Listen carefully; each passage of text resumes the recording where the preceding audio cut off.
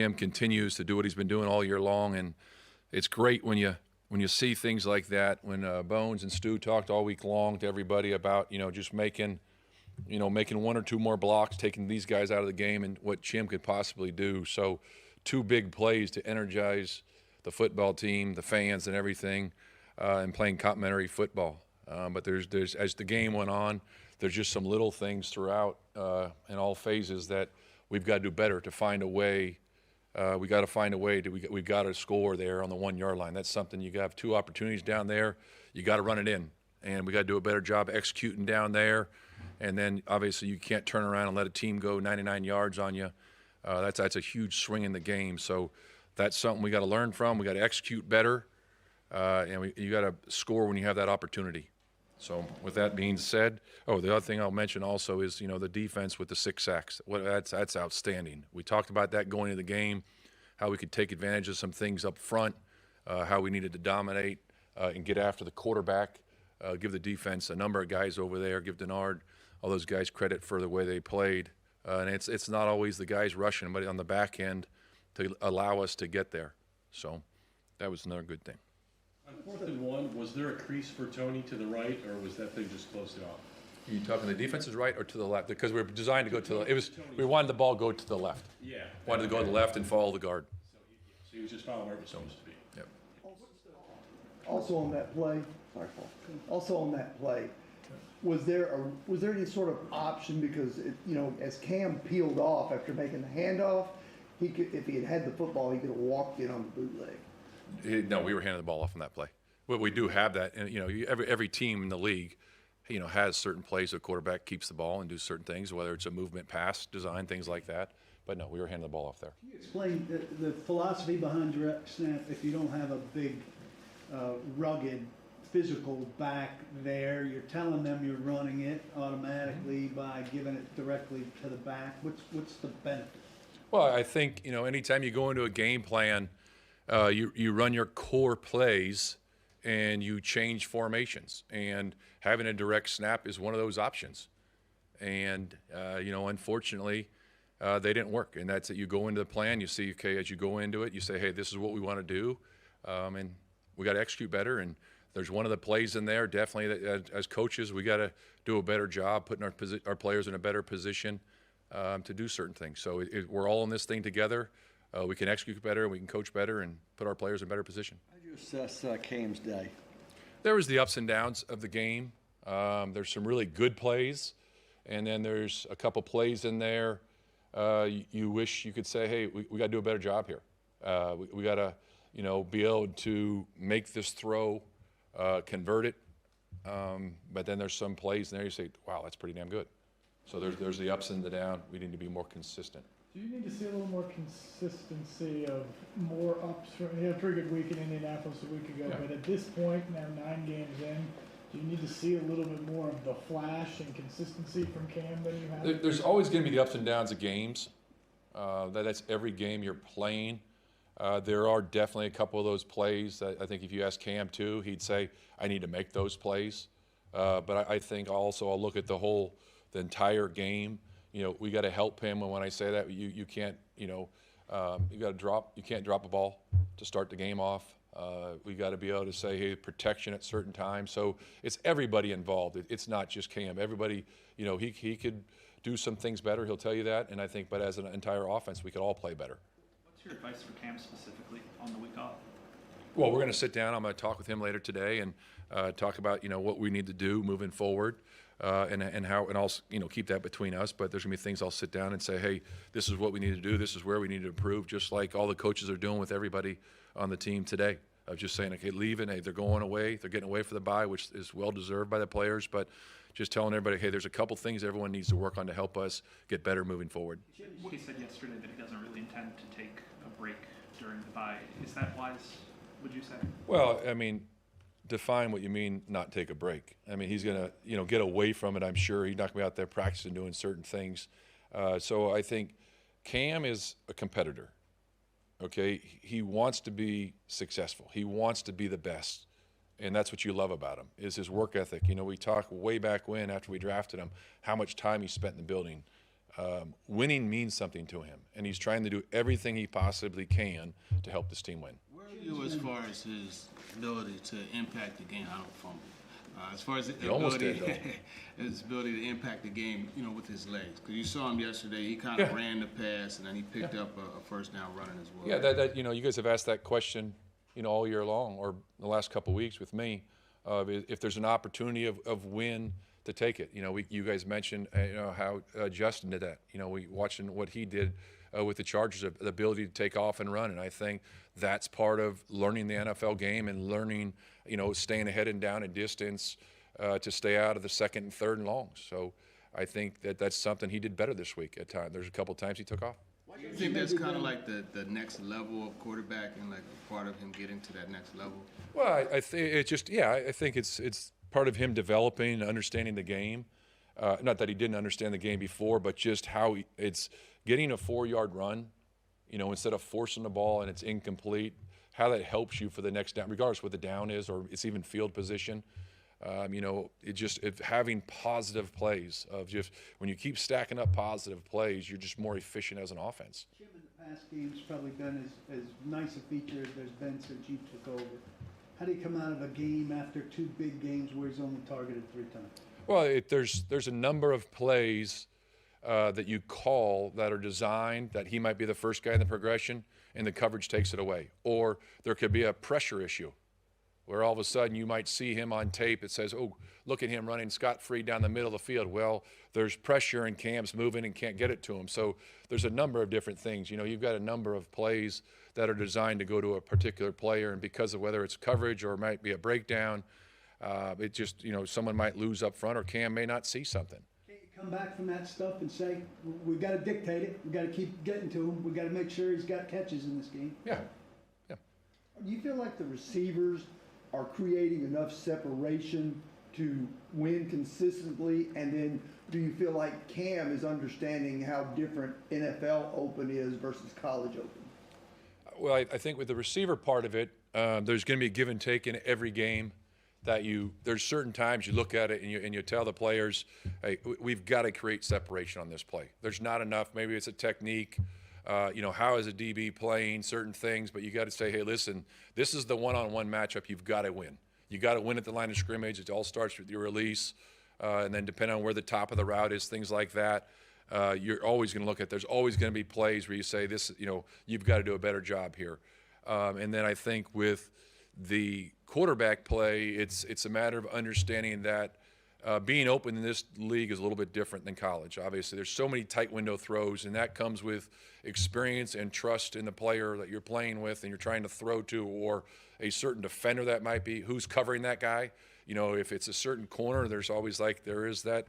He's one of the best in the business, so there's the anticipation that you got to be able to say, hey, listen, I'm going to trust that this guy is going to be at this spot, and you got to throw the ball to a spot. That'll become with anticipation and reps with that player. When your offense needs a yard, why isn't sneaking the ball with Cam your first consideration? That's always a consideration. There's plenty of plays you have in your playbook, going to your game plan. Some weeks you use that, some weeks you don't. With plenty of teams around the league, that is their go-to in that spot. Why is it not for you all?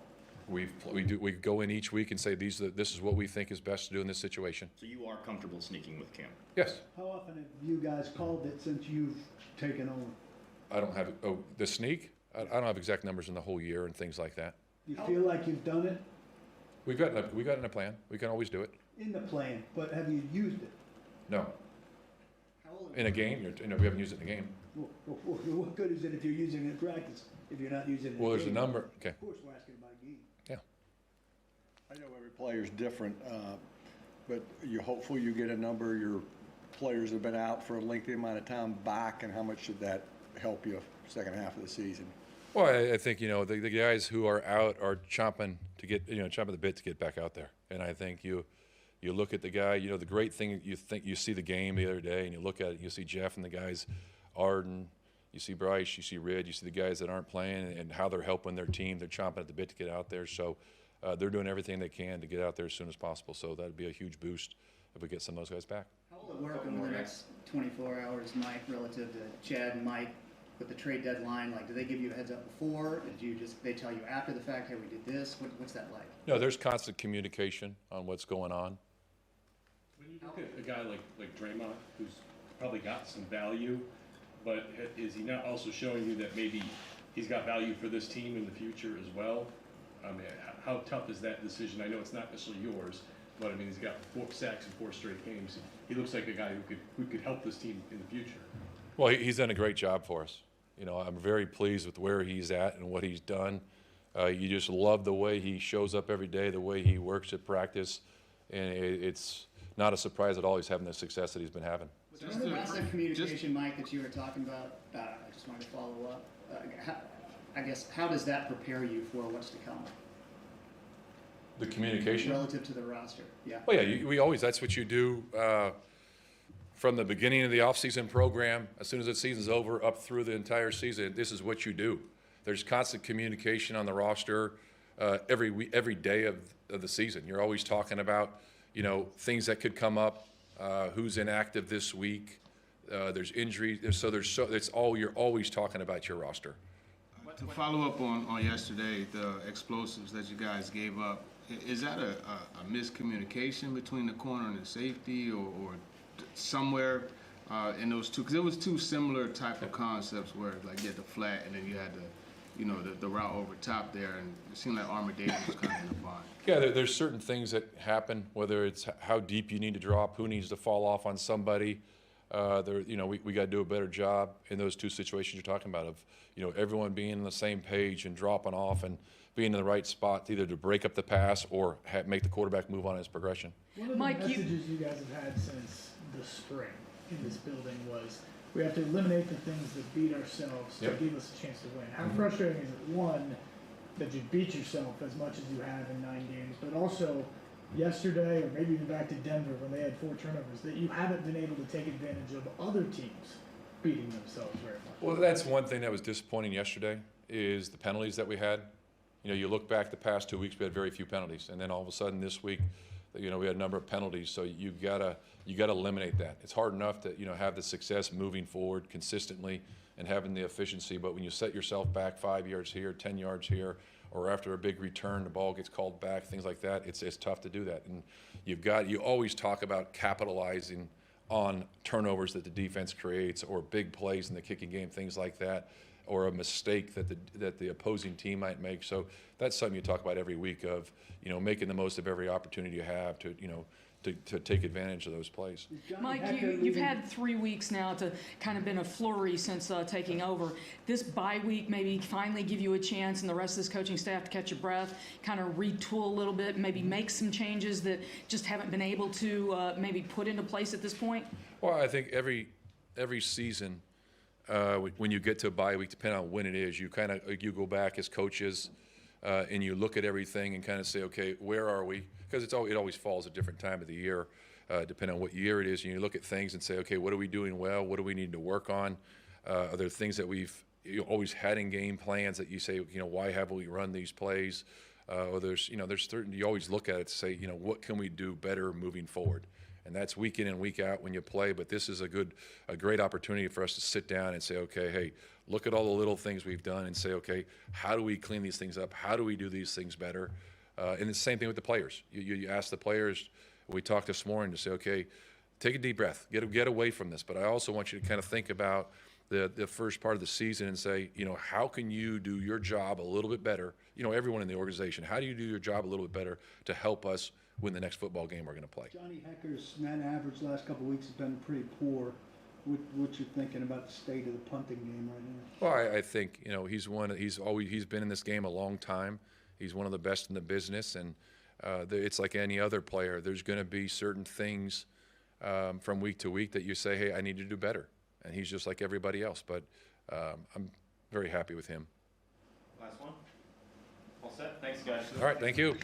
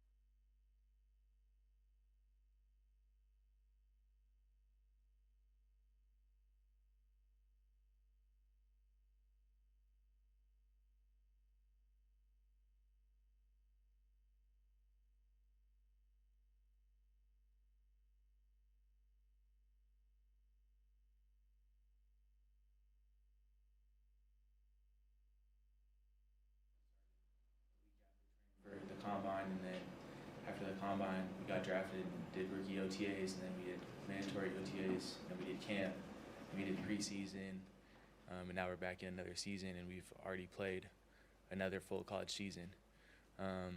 So I think definitely there's a aspect of fatigue, especially if you're a person that wants to put as much time as you possibly can into your craft. Sometimes the fatigue sets in and maybe you need to do a little bit less. And so I think this is a good opportunity to, refresh. Cam's pretty demanding though. Is he gonna, I said Cam is pretty demanding. Is he gonna let you get away? Yeah, I mean, I think for him as well, like there's again like a sense of where you just need to take a little bit of time and refresh, because when you're not fully on mentally, you can't be fully on physically. So sometimes you do need to step away. When you evaluate, I guess, yourself at the halfway point, what are some things that you feel like have gone well for you? What are some things you feel like you got to do better here second half of the season? Yeah, I think definitely during the second half of the first half of the season, if that makes sense. I just needed to stay in it more mentally. I think the fatigue definitely started setting into me, and it's where I started kind of having these concentration drops, which is something that I worked on a lot throughout camp and had a major improvement in that, and then just for it to not, show up. And so I think for me, I need to be better at managing, getting away from it more, if that makes sense. I think sometimes I put a lot into it, and I feel like I need to put more into it, and sometimes that has diminishing returns. So I definitely need to do a better job of finding a balance there. In the moment, what would you say are the concentration lapses? Are you turning out field too quick? Are you sensing contact? Just what is causing the concentration to drop? I don't know if there's anything to specifically pinpoint. I think it's more of an overall thing, a feeling of how you feel before the game, after the game, during the week, etc. How do you feel like you've done in terms of creating separation, and what's been the biggest thing you found out in the difference between open in the NFL versus open in college? I think I do a good job of creating separation. I think the biggest difference is your quarterbacks are good. And so it always feels like you're open because a lot of times they just throw a good ball, and a good ball beats good coverage every time. And so maybe I'm not getting as open as I was in college, but I feel probably even more open than I was in college because it feels like the quarterback's so good. In the screen game, there are times where you guys are asked to block for each other. What would you say is happening? Because it seems like these DBs are doing a good job of finding the football despite you guys keeping them away from it. Which kind of screens are you? Wide receiver screens, So a bubble? Stacked up, and maybe it's you and Chim, you're stacked up, and you got a block, Chim catches it, or vice versa. Yeah, okay. So I think for that, bubbles and flats where we're blocking, it's kind of hard because we're not allowed to block down the field until they catch the ball. So you kind of have to figure out how to toe the line between making contact before the ball gets there and not getting blown up. Last week against Indy, I got a penalty for offensive pass interference on a very similar play to the one that we had against the Chargers, where instead of trying to catch the block, I was aggressive and I ended up getting called for it. So sometimes it's hard to figure out where you need to be on the side of that line, and so I don't know if I have a very good answer for that, because we could be more physical, but then maybe we end up getting more penalties. So it's a hard play to run in the NFL, I'll say. How do you feel, I guess, I know mentally probably a grind, but physically, how do you feel maybe at this point where your college season would probably be closer to being done? Physically, I feel very good. I'm fortunate to have not had any injuries. And I think a lot of that's just luck, to be honest. But yeah, I feel great. What do you think? What does the team want to get out of the second half of the season here? I mean, obviously you're in a hole. What do you hope to accomplish the second half? I think the biggest part is kind of look at yourself individually and just do a little bit better. Try to do your job at a higher clip, and I think if everybody can do that, then the team will obviously take ourselves out of that rut. You know, we obviously don't want to be in it, and so we're trying to go into every game and win. How proud are you of how the rookie class has contributed so far? Yeah, I think that the rookies have really done a great job. Obviously, Chim's been doing great on special teams and on offense.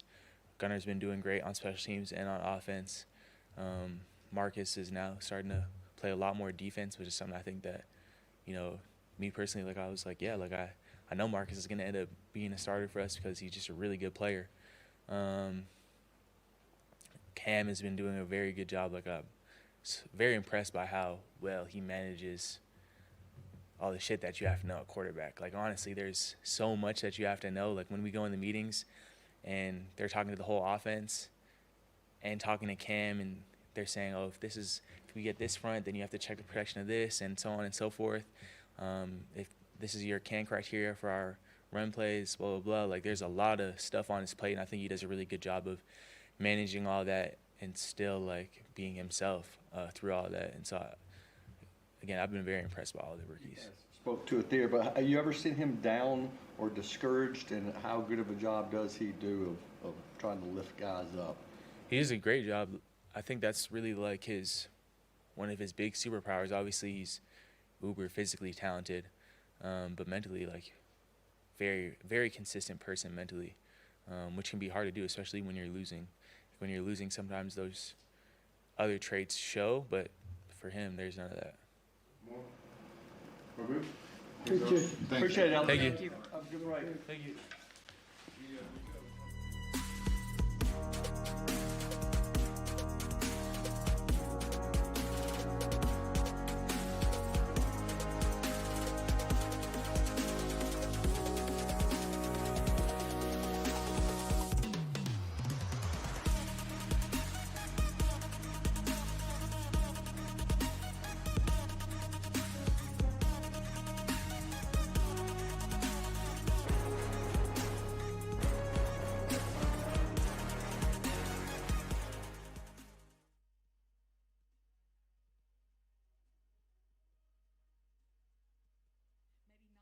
Needed as much as this one is? For sure.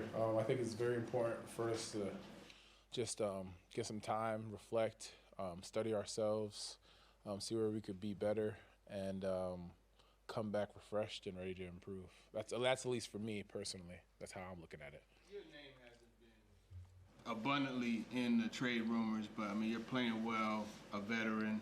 How do you handle like this period of time where you don't know if there could be sudden change?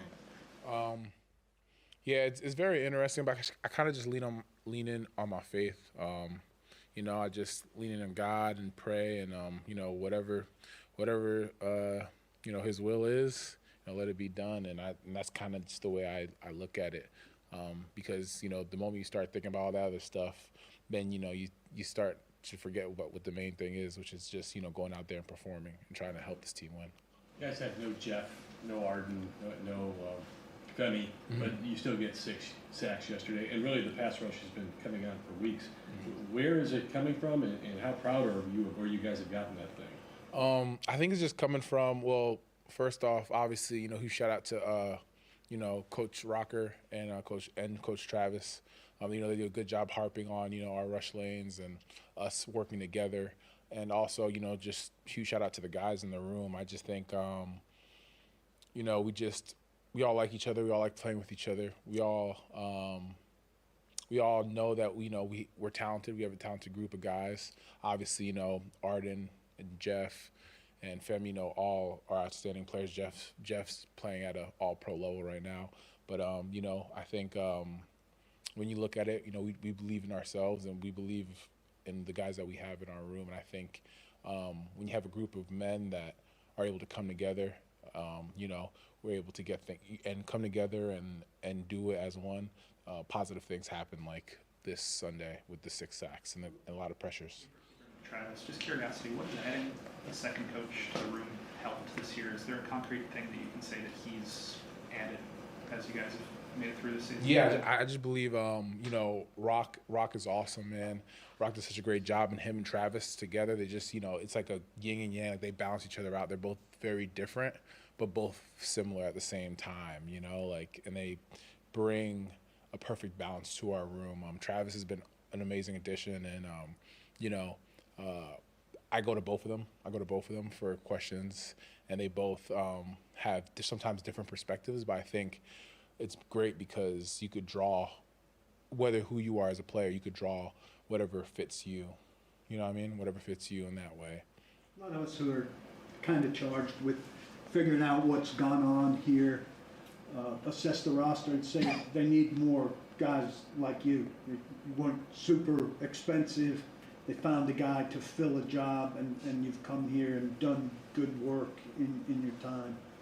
What do you feel like when you hear that? I really appreciate that, I feel like, that's kind of just been my career if you followed me, right?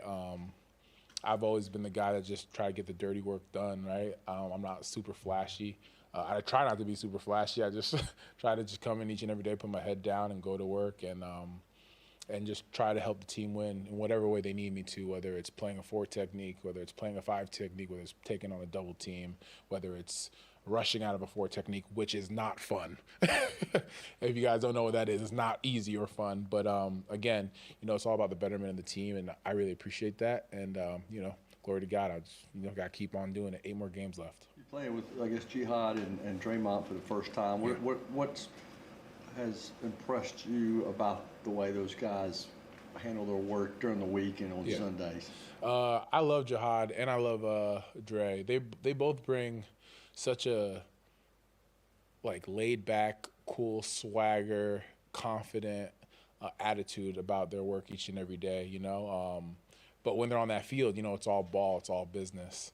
And I think when you have that in the room, because football's such an intense sport, football's such a grimy sport, when you have guys that are able to make it fun and relaxing, and you could crack a couple laughs and a couple jokes, it makes everyone not only bond together and get closer together, but also go out there and just ball. And they've done a phenomenal job. Jihad, I'm really happy for Jihad, man. He's playing unreal. I mean, 2.5 sacks, right? Dre, 1.5. Those guys are playing with their hairs on fire, and I'm really happy for them both. What do you you've been through some season. You've been through a season like this before. What do you tell young guys that kind of may be discouraged and with how things are going about trying to look for better days? Yeah, I know it sounds super cliche, but I always tell them, tough times don't last.